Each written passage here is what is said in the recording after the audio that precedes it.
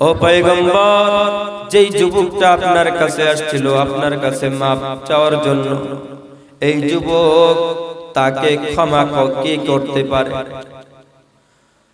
পয়গম্বর মুহাম্মদুর রাসূলুল্লাহ সাল্লাল্লাহু আলাইহি ওয়াসাল্লাম বলতেছে, তাকে তো আল্লাহ পাক রব্বুল আলামিন ক্ষমা করতে পারেন, আমার কোনো অধিকার নাই।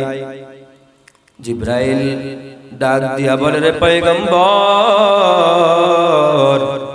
আমার আল্লাহ পাক রব্বুল আলামিন ঘোষণা করে দিয়েছেন, আপনি যেই যুবককে তাড়িয়ে দিয়েছেন জঙ্গলের ভিতরে, আমার আল্লাহ পাক রব্বুল আলামিনের কাছে ওই যুবকটা এত প্রিয় হয়ে গেছে, এত প্রিয় হয়ে গেছে, আমার আল্লাহ পাক রব্বুল আলামিন আমার মাধ্যমে ওহী পাঠ প্রেরণ করে দিয়েছেন, আমার আল্লাহ ওই যুবককে ক্ষমা করে দিয়েছেন। জোরে বলেন সুবহানাল্লাহ। আল্লাহ পাক রব্বুল আলামিন ওই যুবককে ক্ষমা করে দিয়েছেন কেন? বলে শুধুমাত্র কান্না করার কারণে। এর নবীর আশিক উম্মতের দল, এই জন্য চোখের পানি এত পাওয়ার। আল্লাহ পাক রব্বুল আলামিন বলে, বান্দা আমি আল্লাহ তাআলার কাছে কান্না করে করে আমি আল্লাহ তাআলার কাছে তওবা করো। ও পর্দার অন্তরের মা, ও যুবক ভাই, ও বৃদ্ধ বাবা, কত অন্যায় করতেছো, কত অন্যায় করে ফেলেছি, কত গুনাহ করে ফেলেছি। আল্লাহ পাক রব্বুল আলামিনের কাছে যদি তওবা না করে মারা যাও, ওই কবর কিন্তু ভালো আচরণ করবে না। পয়গম্বর বলেন, আল কবরু রাউযাতুম মির রিয়াজিল জান্নাহ আও হুফরাতুম মিন হুফারিন নার। রে বান্দা, গুনাহ নিয়ে যদি অন্ধকার কবরে যাও, দুই পাশের মাটি এমন জোরে চাপ মারবে, এক পাজরের হাড্ডি অপর পাজরের মধ্যে ঢুকে পড়বে। রে বান্দা, ওই কবরের মধ্যে একটা নয়, দুইটা নয়, 99টা সাপ থাকবে। ওই সাপে বান্দা তোমাকে দর্শন করতে থাকবে, সবল দিতে থাকবে। এরে বান্দা, এই জন্য জাহান্নামের আগুন থেকে বাঁচো, কবরের আযাব থেকে বাঁচতে হবে।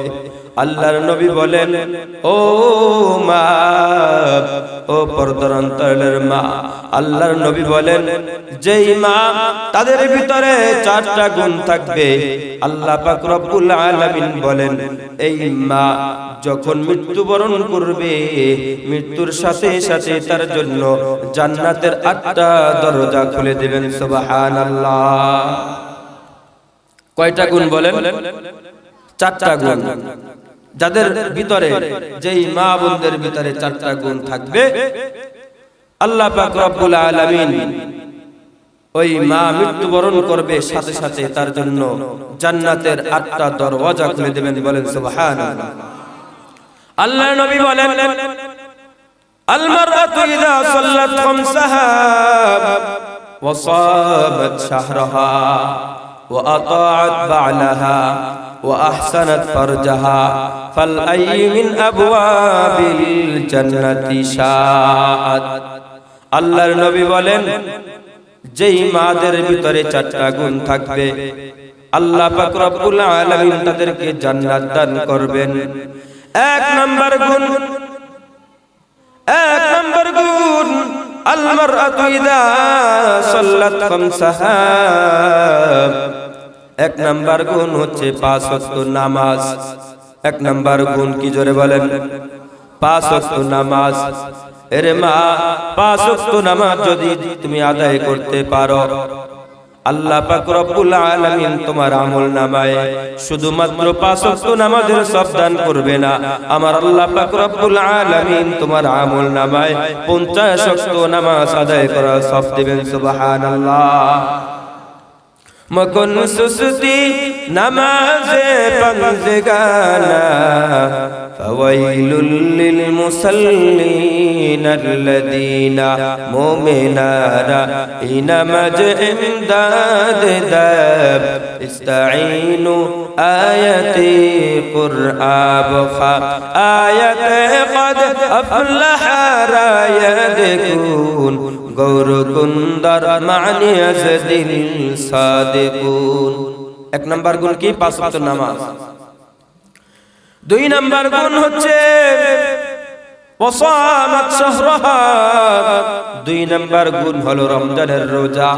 2 নাম্বার গুণ কি? জোরে বলেন, জোরে বলেন। 2 নাম্বার গুণ কি? রমজান মাসের রোজা রাখতে হবে। অনেক মা বোনরা আছে রমজানের রোজা রাখে না, অনেক মা বাবারা আছে রমজানের রোজা রাখে না, অথচ সারা বছরের মধ্যে শুধুমাত্র 1 মাস রোজা দিয়েছেন আমার আল্লাহ। আল্লাহ পাক রব্বুল আলামিন রোজা ফরজ করে দিয়েছেন প্রত্যেকটা মুসলমানের উপরে, সকলের উপর রমজান কি করেছেন? ফরজ করে দিয়েছেন। ইয়া আইয়ুহাল্লাযীনা আমানু কুতিবা আলাইকুমুস সিয়াম কামা কুতিবা আলাল্লাযীনা মিন ক্বাবলিকুম লাআল্লাকুম তাত্তাকুন। আরো জোরে বলেন আল্লাহু আকবার। আল্লাহ পাক রব্বুল আলামিন ডাক দিয়া বলে, ও ঈমানদার, কুতিবা আলাইকুমুস সিয়াম, আমি আল্লাহ পাক রব্বুল আলামিন তোমাদের উপরে রমজানকে ফরজ করে দিলাম।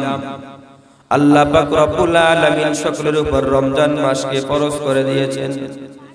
আল্লাহ পাক রব্বুল আলামিন বলেন, শুধুমাত্র তোমাদের উপর নয়, তোমাদের পূর্বে যারা ছিল তাদের উপর রমজান ফরজ ছিল। এরে বান্দা, এই রমজান কেন দিয়েছেন? আল্লাহ পাক রব্বুল আলামিন বলেন, ও বান্দা, লাআল্লাকুম তাত্তাকুন, যাতে তুমি মুত্তাকি হতে পারো, পরেজগার হতে পারো, যাতে তুমি জাহান্নাম থেকে বাঁচতে পারো, জাহান্নামের আগুন থেকে বাঁচতে পারো। এই জন্য আল্লাহ পাক রব্বুল আলামিন রমজান মাস দিয়েছেন তাকওয়া অর্জন করার জন্য। রমজান মাস হলো তাকওয়া অর্জনের মাস। এই জন্য মুসলমান ইমানদার আল্লাহর গোলাম, আল্লাহ পাক রব্বুল আলামিন রমজান মাস দিয়েছেন আমাদের উপরে। আল্লাহ পাক রব্বুল আলামিন কেন দিয়েছেন? যাতে বান্দা তুমি জাহান্নাম থেকে মুক্তি পাইতে পারো। কারণ আল্লাহ পাক রব্বুল আলামিন বলে, বান্দা, আমার জাহান্নামের আগুন থেকে তোমরা বাঁচো, তোমার পরিবার পরিজনদেরকেও বাঁচাও। ইয়া আইয়ুহাল্লাযীনা আমানু কু আনফুসাকুম ওয়া আহলিকুম নারা, ও ঈমানদার, জাহান্নামের আগুন থেকে বাঁচো। তুমি নিজে বাঁচো, তোমার আহাল পরিবার পরিজনদেরকে জাহান্নামের আগুন থেকে বাঁচাও। এই জন্য শুধু নিজে নামাজ পড়লেই হবে না, নিজের সন্তানকেও নামাজ পড়ার জন্য বলতে হবে। শুধুমাত্র নিজে নামাজ পড়লেই হবে না, নিজের পরিবারে নামাজ পড়ে কিনা, নিজের স্ত্রী পরিবারের নামাজ আদায় করে কিনা, নিজের মেয়ে নামাজ পড়ে কিনা দেখতে হবে। শুধু নিজে রোজা রাখলে হবে না, নিজের মেয়ে ছেলে নামাজ পড়ে কিনা, রোজা রাখে কিনা দেখতে হবে। এই জন্য শুধু একা মাত্র জাহান্নাম থেকে বাঁচা যাবে না, কারণ কিয়ামতের দিন তোমার সন্তান তোমার বিরুদ্ধে অভিযোগ করবে, আমার সন্তান আমার বিরুদ্ধে অভিযোগ করবে, রব্বানা ইন্না আতা'না সাদাতানা ওয়া কুবারানা ফাআদাল্লুনাস সাবিলা। আল্লাহ পাক রব্বুল আলামিনের কাছে বলবেন, ও আল্লাহ, আমি নামাজ পড়ি নাই, আমার বাবা তো আমাকে নামাজ পড়ার জন্য কখনো বলে নাই, আমি রোজা রাখি নাই, আমার বাবা তো আমাকে কখনোই বাধা দেয় নাই যে সন্তান রোজা রাখতে হবে। স্ত্রী অভিযোগ করবে, ও আল্লাহ, আমি রোজা রাখি নাই, নামাজ পড়ি নাই, আমার স্বামী আমাকে কখনোই বলে নাই। এই জন্য সন্তান বাবার বিরুদ্ধে অভিযোগ করবে, মায়ের বিরুদ্ধে অভিযোগ করবে এবং এমন কথা বলবে, রব্বানা আতিহিম দি'ফাইনি মিনাল আযাব, ও আল্লাহ, আমার বাবাকে আগে ডাবল শাস্তি দাও। আমাকে যদি জাহান্নামে নিতে হয়, আমার বাবাকে আগে জাহান্নাম দিতে হবে। কে বলবে? সন্তান বলবে। আল্লাহ তাআলার কাছে আমার কোনো কথা নাই, কোরআনের কথা। সন্তান আল্লাহ তাআলার কাছে অভিযোগ করে বলবে, আমাকে যদি জাহান্নামে দিতে হয় তাহলে আমার মা বাবাকে আগে জাহান্নাম দাও, কারণ আমার মা বাবা তো আমাকে সঠিক পথে চলার জন্য বলেন। আমি অবৈধ পথে চলছি, নেশার পথে আমি চলতেছি, কিন্তু আমার মা বাবা তো আমাকে নিষেধ করে না।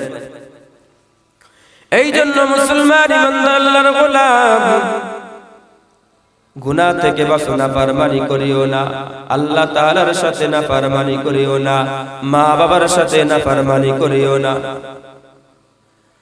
মা বাবার সাথে নাফরমানি যখন সন্তান করে, মা বাবাকে যখন কষ্ট দেয়, স্বয়ং আমার আল্লাহ কষ্ট পায়।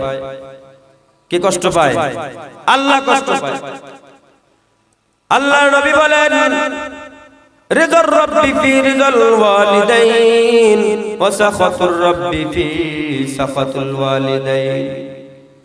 যেই সন্তানের উপরে মা বাবা সন্তুষ্ট থাকে, ওই সন্তানের উপরে আল্লাহ পাক রব্বুল আলামিন স্বয়ং সন্তুষ্ট হয়ে যায়। সুবহানাল্লাহ। আর যেই সন্তানের উপরে মা বাবা অসন্তুষ্ট থাকে, আল্লাহ পাক রব্বুল আলামিন ওই সন্তানের উপরে অসন্তুষ্ট থাকে। মা বাবা খুশি, আমার আল্লাহ খুশি। কথা বলেন ঠিক কি না? মা বাবা অসন্তুষ্ট, আমার আল্লাহ পাক রব্বুল আলামিন অসন্তুষ্ট হয়ে যায়। এই জন্য মুসলমান ইমানদার মা বাবাকে কষ্ট দেওয়া যাবে না। আল্লাহ পাক রব্বুল আলামিন তার ইবাদত করার পরে মা বাবার কথা বলেছেন। আল্লাহ পাক রব্বুল আলামিন বলেন, ওয়া কাদা রাব্বুকা আল্লা তা'বুদু ইল্লা ইয়্যাহু ওয়া বিল ওয়ালিদাইনি ইহসানা। আল্লাহ পাক রব্বুল আলামিন বলেন, আমি আল্লাহ পাক রব্বুল আলামিনের নির্দেশ, আমি আল্লাহ পাক রব্বুল আলামিন নির্দেশ দিলাম, ও আমার গোলাম, দুনিয়ার মধ্যে একমাত্র আমি আল্লাহর গোলামি করতে হবে। আমি আল্লাহ তাআলা ছাড়া ভিন্ন কারো গোলামি করা যাবে না। আমি আল্লাহ তাআলা ছাড়া ভিন্ন কারো ইবাদত করা যাবে না। আমি আল্লাহ পাক রব্বুল আলামিনের একমাত্র আমার কুদরতি পায়ে সিজদা করতে হবে। কার পায়ে? আল্লাহর কুদরতি পায়ে সিজদা করতে হবে। দুনিয়ার কোন মানুষের সামনে, কোন মাজারের সামনে, কোন কবরের সামনে সিজদা করা যাবে? যাবে না, এটা শিরক। সিজদা করতে হবে একজনকে। তিনি কে? সবাই জোরে বলেন, তিনি কে? আল্লাহ তাআলার কাছে একমাত্র মাথা নত করতে হবে। আল্লাহ পাক রব্বুল আলামিন বলেন, গোলামি করতে হবে একমাত্র আমি আল্লাহ তাআলার। এটা আমার সিদ্ধান্ত, আমার নির্দেশ। 2 নাম্বার হলো ওয়াবিল ওয়ালিদাইনি ইহসানা, এবং আমার ইবাদতের পরেই তোমরা, আমার ইবাদত করার পরেই তোমার মা বাবার প্রতি ইহসান করো। ও সন্তান, যেই মা বাবা তোমার জন্য এত কষ্ট করলো, যেই মা বাবার কারণে তুমি দুনিয়ার মুখ দেখতেছো, দুনিয়াতে অনেক বড় হয়েছো, অথচ সেই মা বাবাকে আজ কষ্ট দিতেছে। এমন সন্তান আছে, মা বাবা তাদের গায়ের ভিতরে আঘাত করে, আছে না নাই বলেন? সন্তান অথচ মা বাবাকে আঘাত করে, তাদেরকে মারতেছে। অথচ যেই মা বাবার কারণে তুমি দুনিয়াতে আসছো, যেই মা তোমাকে গর্ভে ধারণ করেছে, 10 মাস 10 দিন তোমাকে পেটে ধারণ করেছে, কত কষ্ট সহ্য করেছে, অথচ সেই মাকে তুমি আঘাত করতেছো, তোমার কি একটু কলিজা কাঁপে না? এরে নবীর আশিক উম্মতের দল, মা বাবা অসন্তুষ্ট যদি যেই সন্তানের উপরে থাকবে, মৃত্যুর সময় ওই সন্তানের কালিমাও নসিব হবে না, বেঈমান হয়ে মৃত্যুবরণ করবে। হাদিসের মধ্যে একটি ঘটনা, পয়গম্বরের সাহাবী আলকামা রাদিয়াল্লাহু তাআলা আনহু, পয়গম্বরের সাহাবী আলকামা রাদিয়াল্লাহু তাআলা আনহু অনেক অসুস্থ হয়ে পড়েছে, বিছানায় শায়িত, মৃত্যুবরণ করবে এমন সময় উপনীত হয়ে গেছে। আলকামার স্ত্রী ডাক দিয়া বলে, ও পয়গম্বর, আমার স্বামী অনেক অসুস্থ হয়ে পড়েছে, অনেক অসুস্থ হয়ে পড়েছে, মনে হয় আমার স্বামী আর দুনিয়াতে বাঁচবে না। পয়গম্বর এই কথা শোনার পর কয়েকজন সাহাবায়ে কেরামদেরকে তার কাছে পাঠিয়ে দিয়েছেন, যাও আলকামার কাছে যাও এবং তাকে কালিমার তালকিন করাও, যেন কালিমা পড়তে পারে। কয়েকজন সাহাবায়ে কেরাম তার কাছে যাওয়ার পর কালিমা পড়ায়, কিন্তু আলকামা কালিমা পড়তেছে না, কালিমা পড়তে পারে না। পয়গম্বরের কাছে এসে বলল, ওগো পয়গম্বর, আলকামা তো জবান দিয়া কালিমা পড়তেছে না, কি কারণ? পয়গম্বর তো তিনি বুঝে ফেলেছেন, বলে যাও দেখো তার মা জীবিত আছে কিনা। খোঁজ নেওয়ার পরে দেখতেছে আলকামার মা জীবিত আছে, অনেক দূরে একটা ঝুপড়ি, একটা ঘর বানিয়ে সেখানে বসবাস করে। পয়গম্বর সংবাদ দিয়ে দিল, যাও যাও আলকামার মাকে আমার কাছে নিয়ে আসো। সাহাবায়ে কেরাম আলকামার মার কাছে গিয়া বলে, ও মা, পয়গম্বর আপনাকে সালাম জানিয়েছেন, পয়গম্বরের দরবারে চলেন। আর যদি আপনি না যাইতে পারেন, পয়গম্বর আপনার কাছে আসবে। আলকামার মা বলে, আমি নিজেই পয়গম্বরের কাছে যাব, পয়গম্বর কেন আমার কাছে আসবে? আলকামার মা পয়গম্বর কাছে যাওয়ার পর পয়গম্বর জিজ্ঞাসা করতেছে, ও আলকামার মা, তোমার সন্তানটা কেমন? কারণ সন্তান কেমন হয় এটা একমাত্র মা বাবাই জানে। আমার সন্তান কেমন এটা আমি জানি, কথা বলেন ঠিক কিনা? আপনার সন্তান কেমন আপনি জানেন? পয়গম্বর জিজ্ঞাসা করলো, ও মা, আপনার সন্তান আলকামা কেমন ছিল আপনি একটু বলেন। আলকামার মা বলতেছে, ও পয়গম্বর, আমার সন্তান আলকামা অনেক ভালো ছিল, নামাজি ছিল, নামাজ পড়তো, সবকিছু ঠিকঠাক মতো আদায় করতো। ওগো পয়গম্বর, সবকিছু ঠিকঠাক মতো করতো, কিন্তু একটা জিনিস করতো না, সেটা হচ্ছে আমি মায়ের খোঁজ খবর নিত না। মায়ের খোঁজ খবর নিত না, মা কোথায় থাকে, কি করে, মা খেয়ে আছে না না খেয়ে আছে, সন্তান খোঁজ খবর নিত না। আমাদের সমাজে তো এমন সন্তান আছে, মা বাবা কষ্টে পড়ে আছে, কোথায় আছে, কিভাবে আছে, সন্তান খোঁজ খবর নেয় না। অথচ এই সন্তান তার বউকে নিয়ে, তার স্ত্রীকে নিয়ে খুব আনন্দে জীবন যাপন করতেছে, সন্তান নিয়ে খুব আনন্দে জীবন যাপন করতেছে। অথচ মা বাবা কি হালতে আছে, মা বাবা কি অবস্থায় আছে, খেয়ে আছে না না খেয়ে আছে, এটা খোঁজ খবর নেয় না। এমন সন্তান আছে না নাই? জোরে বলেন, আছে না নাই? অনেক আছে, অনেক আছে এমন সন্তান, মা বাবার খোঁজ খবর নেয় না, মা বাবার যত্ন নেয় না। অথচ পয়গম্বর জিজ্ঞাসা করতেছেন, ও আলকামার মা, তোমার সন্তান কেমন ছিল? আলকামার মা বলতেছে, পয়গম্বর, আমার সন্তান সব ঠিকঠাক মতো করতো, নামাজি ছিল, রোজা রাখতো, আপনার সাথে যুদ্ধেও শরীক হয়েছে, সব কিছু ঠিকঠাক ছিল, তার ঈমান সব ঠিক ছিল, কিন্তু আমার সন্তান আমার খোঁজ খবর নিত না, আমার সেবা যত্ন করতো না, আমাকে দেখাশোনা করতো না, আমাকে খাবার দিত না, আমার প্রতি যত্নশীল হতো না। তার পরিবারের প্রতি, তার বিবি সাহেবের প্রতি খুব যত্নশীল ছিল, কিন্তু আমার প্রতি তার কোনো খেয়াল ছিল না। এই কথা যখন পয়গম্বর শুনলো, আরে মুসলমান, ও যুবক ভাই, এই কথা যখন পয়গম্বর শুনলো, পয়গম্বর বলে, ও মা, আপনি আপনার সন্তানকে ক্ষমা করে দেন। আলকামার মা বলতেছে, পয়গম্বর, আমি আমার সন্তানকে ক্ষমা করব না, আমাকে অনেক কষ্ট দিয়েছে, আমি তাকে ক্ষমা করতে পারবো না। এই কথা বলার পর পয়গম্বর সাহাবায়ে কেরামকে ডাক দিয়া বলে, ও সাহাবায়ে কেরাম, যাও যাও, লাকড়ি নিয়ে আসো, শুকনা লাকড়ি নিয়ে আসো। শুকনা লাকড়ি নিয়ে আসলো, তারপরে বলল যাও আগুন নিয়ে আসো। পয়গম্বর বলল যাও আগুন নিয়ে আসো। এটা যখন আলকামার মা দেখলো যে শুকনা লাকড়ি নিয়ে আসছে এবং আগুন নিয়ে আসতে বলতেছে, আলকামার মা বলতেছে, ও পয়গম্বর, আপনি লাকড়ি দিয়ে কি করবেন, আবার আগুন দিয়েই বা কি করবেন? পয়গম্বর বলতেছে, ও মা, আমি আগুন জ্বালাইয়া আপনার সন্তানকে দুনিয়াতেই জ্বালাইয়া দিব, কারণ আপনার সাথে বেয়াদবি করেছে। আপনি দুনিয়াতেই আপনার সন্তানকে শাস্তি দিব, আখিরাতে যেন শাস্তি না পাওয়া লাগে।